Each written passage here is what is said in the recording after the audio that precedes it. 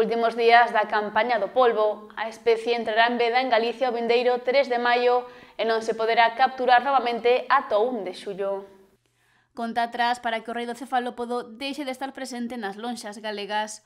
Os profesionais do mar que poden capturar polvo só o poderán facer ata a vindeira semana, xa que o 3 de maio se inicia a súa veda, período que se prolongará ata o 1 de xullo. Este ano pois estivemos valorando canto tempo se iba a parar, canto non, porque, bueno, a verdade que tivemos moitos malos tempos, a barquería, os barcos tampouco non poderon traballar moito pola costa, nin por outros lados, pero, bueno, aquí tomou esa decisión, vai a maioría de todas as federacións de toda Galicia, e, bueno, optaron por 2 meses, non?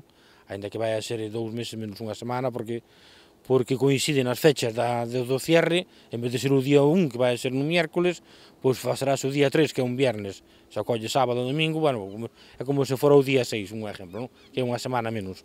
Pero, bueno, iso foi o que se estuvo valorando. Co compromiso de que para o ano se formule doutro xeito para intentar recuperar a especie realizando unha parada subvencionada. Vai a quedar como a sempre, non? É certo que esta é unha decisión que se toman as cofradías cando vai a ser o paro, cando non vai a ser o paro.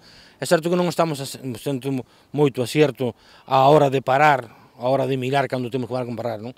Estamos valorando, estáse valorando, buscando unha forma de estudiar cando sería mellor parar. Se é mellor deixar as nais de sobar, se é mellor criar as crías, según a época. Estamos vendo que ahora mismo os estudios que están facendo hai cría de todos os tamaños, vemos que non desova nunha fecha fija, sino que están desobando todo o ano, case todo o ano está desobando o pulpo, non? Entón é contradictorio, é frustrante para nós que cando acabamos de parar de un par de meses ou un mes e medio ou o que se adopte, pois que cando empeza a campaña que estea todo o pulpo ao outra vez. No referente ás capturas, esta campaña non foi tan produtiva como danos anteriores. Din que non houve tanto pulpo, pero según os estudios pola Consellería, resulta que pescamos máis que o ano pasado. Entón, eso depende moitísimo tamén da cantidad de barcos que se estén dedicando destes meses ao pulpo, e depende dos malos tempos, os días que vayan a mar, infinidade de cousas, non? Ti podes mirar os datos, e salirche que pescamos 1 millón de kilos, e se cadra foron á mitad da flota, outras veces cada pescaste 2 millón de kilos, e foron 3 veces máis flota. Entón non coincide, non? Ca cantidad de tripulación e ca cantidad de barcos que hai. Pero, bueno, según os estudios do UTPTV que tivemos este ano, pois vamos un pouquiño por riba do ano pasado.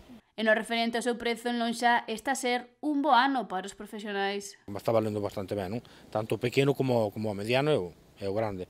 Aí pode haber unhas temporadas de €1 de diferencia, pero, bueno, os precios non hai problema. No caso de Ribeira, unha parte da flota xa se dedica a esta especie durante todo o ano.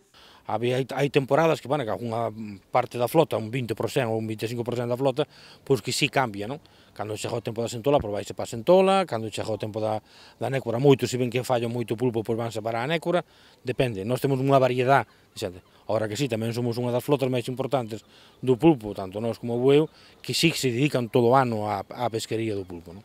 No que vai de ano, en Ribeira venderonse na lonxa local 90.000 kilos de polvo por 914.900 euros, cun prezo medio de 10,16 euros o kilo. Sen embargo, no mesmo período de 2023 comercializáronse 121.500 kilos de cefalópodo por 1,2 millóns de euros. Sen embargo, a nivel galego, a diferencia é maior. No que vai de ano, as rulas de Galicia recibiron 465,2 toneladas de polvo que se venderon por 4,4 millóns de euros, pero no 2023 a cantidade ascendeu a 823,7 toneladas que xeraron 7,4 millóns de euros.